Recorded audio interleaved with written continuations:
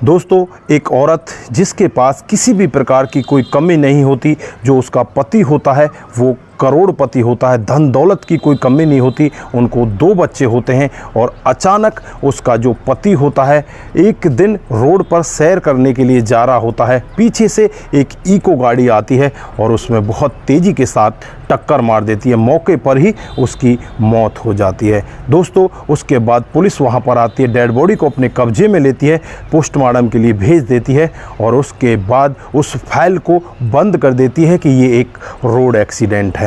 दोस्तों, इस व्यक्ति का भाई पुलिस स्टेशन में पहुंचता है और वहां जाने के बाद उनसे कहता है कि ये रोड एक्सीडेंट नहीं है, ये तो बनी बनाई एक प्लानिंग है। दोस्तों, उसके बाद पुलिस के कान खड़े होते हैं और पुलिस जब इस मामले की जांच पड़ताल करती है, लगभग 20 से 22 दिन का समय लगता है और 22 दिन के बाद जो खुलासा होता है, कोई भी अपने कानों पर यकीन नहीं कर पाता। दोस्तों, अगर आप भी पूरे मामले को जानोगे तो एक बार आप भी सोचने के लिए मजबूर हो जाओगे, एक बार आप भी यही कहोगे कि ऐसा कैसे हो सकता है। दोस्तों, जानते हैं पूरा मामला क्या था। दोस्तों, आगे बढ़ने से पहले हमारी वही रिक्वेस्ट कि जो हमारे चैनल के साथ नए हैं, कृपया करके चैनल को फॉलो कर लीजिए, बेल आइकन को ज़रूर प्रेस करिए। दोस्तों, आप लोगों से आगे बढ़ने से पहले एक मेरी और रिक्वेस्ट है। दोस्तों, हमारा जो फेसबुक पेज है उसमें थोड़ी सी दिक्कत आ गई है। मैंने अभी एक दूसरा फेसबुक पेज क्रिएट किया है,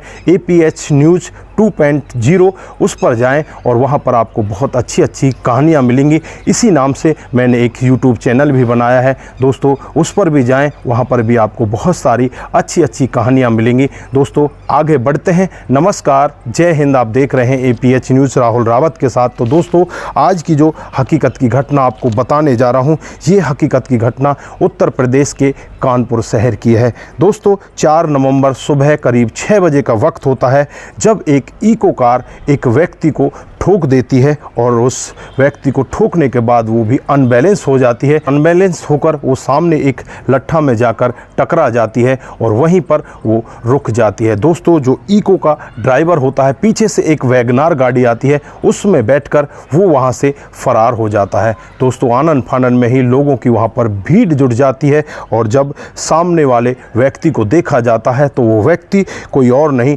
राजेश गौतम होता है, जो कानपुर का जाना माना व्यक्ति होता है। पेशे से वो टीचर होता है, लेकिन कानपुर के अंदर ही उसकी बहुत सारी ज़मीन जायदाद होती है, बहुत बड़ा वो करोड़पति होता है। आनन फानन में ही वहाँ पर पुलिस पहुँच जाती है और पुलिस डेड बॉडी को अपने कब्जे में लेकर उसे पोस्टमार्टम के लिए भेज देती है। पोस्टमार्टम की रिपोर्ट से भी साफ खुलासा होता है कि इसके सर में और हाथ पैरों में और शरीर में चोट लगने की वजह से मौत हुई है। यानी कि खुलासा पूरा का पूरा हो जाता है कि एक्सीडेंट की वजह से ही इसकी मौत हुई है। दोस्तों, घर वाले भी यही कहते हैं कि एक्सीडेंट हुआ है और ये फाइल बंद कर दी जाती है। जब इस राजेश गौतम की पत्नी, जिसका नाम उर्मिला होता है, उसको इस सब के बारे में पता चलता है तो दहाड़े मारकर वो रोने लगती है। दहाड़े मारकर रोते हुए जो पत्नी होती है वो कहने लगती है कि मेरा तो सहारा ही छिन चुका है, मैं अब इन छोटे छोटे बच्चों को लेकर कहाँ जाऊंगी। दोस्तों, इस तरह से विलाप करती है और पुलिस भी इस केस को एक्सीडेंट का रूप देकर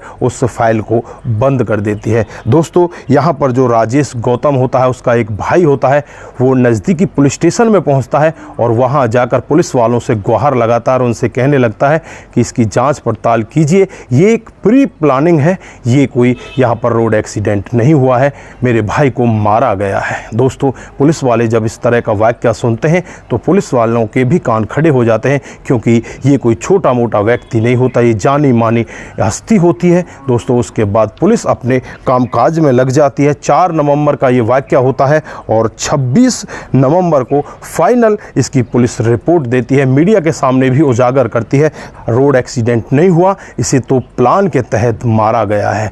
दोस्तों, ये कहानी कई साल पीछे चली जाती है। साल 2012 में राजेश और उर्मिला की शादी होती है। दोस्तों, राजेश सांवला कलर का होता है, लेकिन उर्मिला यहाँ पर बहुत ही सुंदर होती है। अब उर्मिला को लगता है कि यार तेरी शादी तो हो गई, धन दौलत की इसके पास कोई कमी नहीं है, लेकिन ये तेरे लिए तेरे मैच का नहीं है। वो इसी तरह से सोचती रहती, धीरे धीरे करके उनका काम चलता रहता है और इनको 2 बच्चे भी हो जाते हैं और साल 2021 आ जाता है। साल 2021 में ये एक घर बनवाने की बात करते हैं और एक राजमिस्त्री को ये अपने घर बुलाते हैं जिसका नाम शैलेंद्र सोनकर होता है। शैलेंद्र सोनकर इनके घर आ जाता है। उसकी उम्र भी ज़्यादा नहीं होती, नई उम्र का वो लड़का होता है। दोस्तों, कई बार राजेश और उर्मिला की आपस में बहुत ज़्यादा झड़प होती है, किसी बात को लेकर बहुत ज़्यादा कहा सुनी हो जाया करती। दोस्तों, यहाँ पर जो शैलेंद्र सोनकर होता है वो उर्मिला का पक्ष लेता है। वो यहाँ पर राजेश से कहता है कि भाभी की तो कोई गलती नहीं है, आप यहाँ पर भाभी को इस तरह से क्यों परेशान करते हो। दोस्तों, यही बात उर्मिला के दिमाग में घर कर जाती है कि ये तो तेरे पक्ष का है और ये अच्छा भी है और देखने में भी सुंदर है। दोस्तों, उसके बाद इन दोनों की दोस्ती हो जाती है और दोस्ती भी इतनी गहरी हो जाती है, उर्मिला अपने ही घर में उस काम करने वाले लड़के के साथ में इस तरह से संबंधों में आ जाती है जो राजमिस्त्री होता है। दोस्तों, जब भी पति घर से बाहर जाया करता, पति पेशे से टीचर होता है, उसका फिक्स टाइम होता है कि इतने बजे सुबह घर से निकलना है, शाम को इतने बजे वापस घर में आना है। दोस्तों, बीच का जो समय होता है उसमें उस राजमिस्त्री को उर्मिला बुला लिया करती और उसके साथ संबंधों में हुआ करती। दोस्तों, इनका कामकाज भी ख़त्म हो जाता है। उसके बाद भी ये राजमिस्त्री इनके घर पर आने लगता है। अड़ोसी पड़ोसी यहाँ पर राजेश को बताते हैं कि इस तरह का मामला है तुम्हारे घर में। वो राजमिस्त्री अब क्यों आता है, अब तो तुम्हारे घर में कोई काम नहीं है। यहाँ पर राजेश अपनी पत्नी उर्मिला से बातचीत करता है, उससे कहता है कि ऐसा क्यों हो रहा है, वो राजमिस्त्री हमारे घर पर क्यों आता है।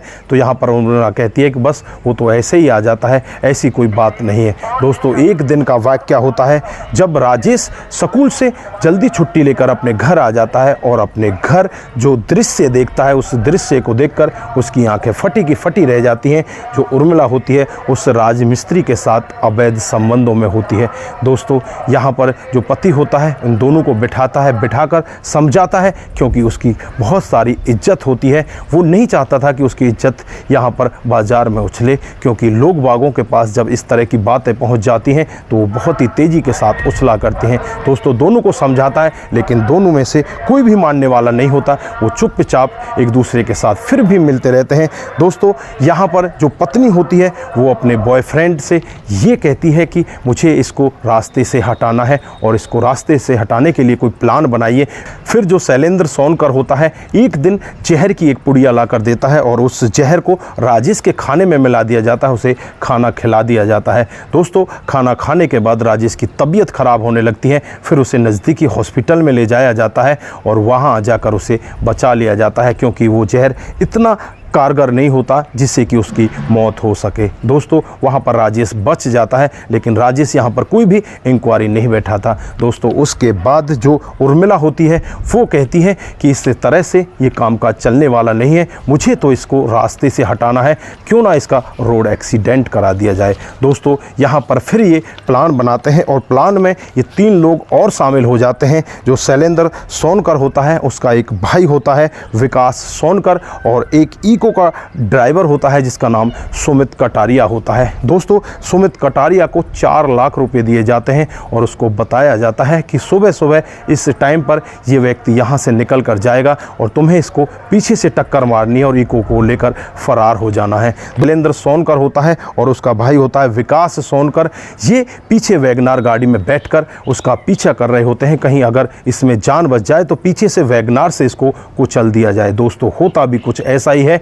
और जब 4 नवंबर की सुबह सुबह 6 बजे का वक्त होता है, जो यहाँ पर राजेश गौतम होता है वो रोड पर टहलने के लिए निकला होता है। पीछे से एक इको बहुत ही स्पीड के साथ आती है और इसमें टक्कर मार देती है। उस इको को चलाने वाला कोई और नहीं होता, सुमित कटारिया होता है। और टक्कर लगने के बाद वो इको अनबैलेंस हो जाती है और अनबैलेंस होकर वो पड़ोस में लगे हुए एक लट्ठे से जाकर टकरा जाती है। वहीं पर उसका टायर फट जाता है। दोस्तों, उसके बाद जो सुमित कटारिया होता है वो वहाँ घबराने लगता है, उस इको से निकलता है और पीछे आ रही जो वैगनार गाड़ी होती है जिसमें शैलेंद्र सोनकर और विकास सोनकर बैठे होते हैं, उनके साथ बैठकर वहाँ से फरार हो जाता है। दोस्तों, जब ये मामला लोगों के सामने आता है तो हर कोई व्यक्ति इस मामले को सुनकर एक बार सोचने के लिए मजबूर हो जाता है कि आखिरकार पत्नी की हर तरह की मौज थी, फिर भी उसने ऐसा क्यों किया। पर जो राजेश गौतम होता है, इसकी 2 पॉलिसी हो रखी होती हैं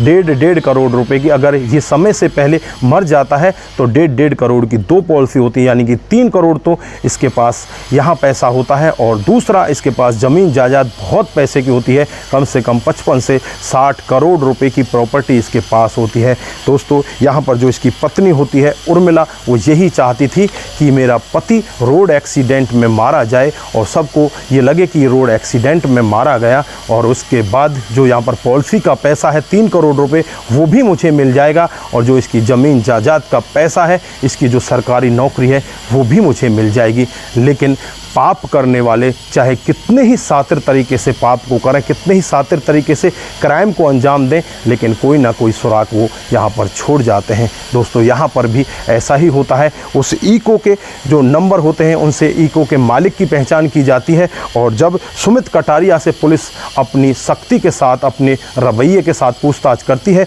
तो वो 2 लोगों का नाम लेता है। एक का नाम शैलेंद्र सोनकर होता है, दूसरे का विकास सोनकर होता है। दोस्तों, इनकी वैगनार गाड़ी को भी पकड़ लिया जाता है और उर्मिला को भी उठा लिया जाता है। दोस्तों, इन 4 लोगों के खिलाफ मामला दर्ज कर दिया जाता है और चारों के चारों को पुलिस स्टेशन में ले जाकर बंद कर दिया जाता है। दोस्तों, अब कोर्ट में इनके खिलाफ मामला चला हुआ है, अभी तक इनकी जमानत नहीं हो पाई है, लेकिन यहाँ पर पत्नी के जो कदम थे उसकी वजह से आज जो छोटे छोटे इनके 2 बच्चे हैं उनका क्या हाल होगा। उनको पार परोस करने वाला तो अब यहाँ पर कोई भी नहीं है। बच्चों का पिता होता है, उसकी तो यहाँ पर पत्नी खुद जान ले लेती है और आज पत्नी खुद जेल के अंदर चली जाती है। तो दोस्तों, ऐसी औरतों के बारे में आपकी क्या राय है? आप क्या कहना चाहते हैं? इन लोगों को आप किस तरह की सज़ा में देखना चाहते हैं, वो भी आप एक बार कमेंट बॉक्स में ज़रूर दीजिएगा। तो आज के लिए बस इतना ही, फिर मिलते हैं किसी नए मोड के साथ। तब तक के लिए आप अपना ख्याल रखें, परिवार का ख्याल रखें। दोस्तों, जाने से पहले हमारी वही रिक्वेस्ट की, मेरा जो फेसबुक पेज है उसमें थोड़ी सी दिक्कत आ गई है और दिक्कत की वजह से मैंने एक नया फेसबुक पेज क्रिएट किया है, APH न्यूज़ 2.0। दोस्तों, आप उसे सर्च कर सकते हैं और वहाँ पर भी बहुत सारी अच्छी अच्छी कहानियाँ, सस्ता पर आधारित इसी तरह की घटनाएं वहाँ पर मैं लेकर आता रहता हूँ। दोस्तों, वहाँ पर भी जाएं, वहाँ पर मुझे फॉलो करें। दोस्तों, आपका एक फॉलो मुझे आगे बढ़ाएगा और मैं इसी तरह से आपके साथ हमेशा बना रहूँगा। दोस्तों, आप सभी का बहुत बहुत धन्यवाद। नमस्कार, जय हिंद,